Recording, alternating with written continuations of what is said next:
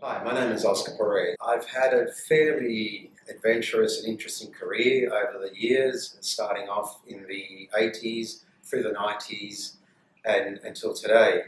I've worked in Australia, I've worked in North America, and I've worked right across Asia. For the last 8 years, I've been based in Singapore. Roles that I've had have progressed all the way from a shop floor toolmaker to engineer to the head of engineering, head of manufacturing and supply chain, regional director, regional supply chain head, and general manager of global supply. It's been a good progression throughout my career and something that I'm very proud of.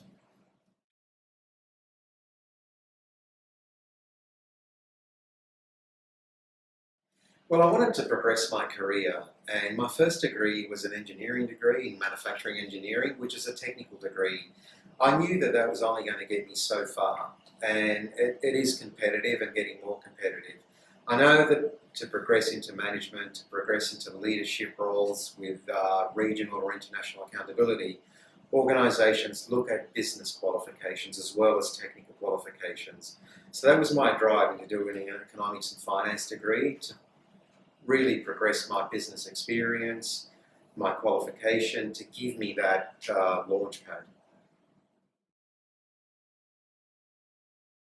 Well, having a network definitely improved my career. I don't think I would be where I am now had it not been through leveraging a network. And I don't mean that to sound negatively, but continuing your professional development, whether it be in technical skills or emotional skills, leadership skills, teaches you about who you are. You may not learn about other things, but you certainly learn about who you are, which really drives where you're headed.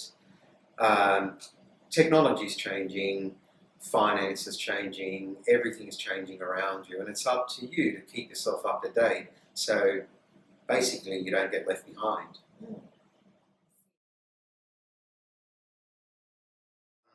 And I think if you ask 10 people how they network, you'll get 10 different answers. For me, I try to marry the social aspect with the professional aspects. Be around people who value you and be around people who you value. Surround yourself with those type of people and it becomes less laborious. I do it through social media, I do it through coffees, I do it through dinners, I do it through events, whether it be concerts, whether it be industry events, presentations, conferences, round tables. You leverage all of those to network, and every time you attend one or you presented one or you take part in a panel discussion, your name gets out there, your background gets out there, the brand gets out there.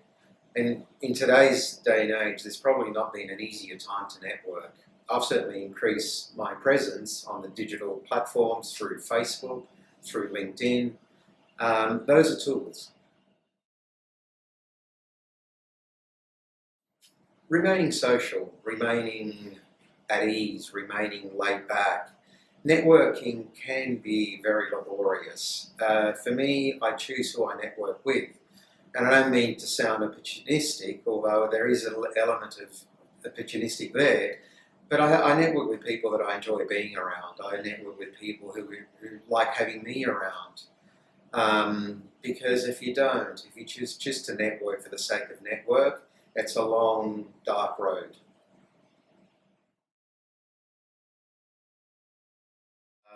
When I was searching for a role in LinkedIn, there's a group called Job Seekers Asia Pacific. I think that's the name. Through that group, I got a lot of exposure and I've got a lot of leads from like-minded people who were in the same situation as I was for jobs that they'd been headhunted to that weren't suited to them, and they passed it on to me.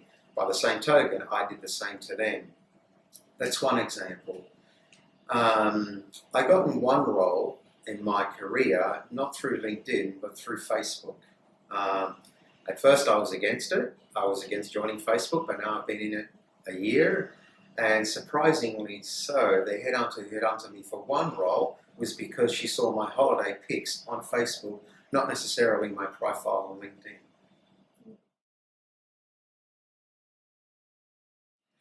leverage the social media as much as you possibly can. Don't misuse it, don't misrepresent yourself, don't let it drain the energy or drain the life out of you.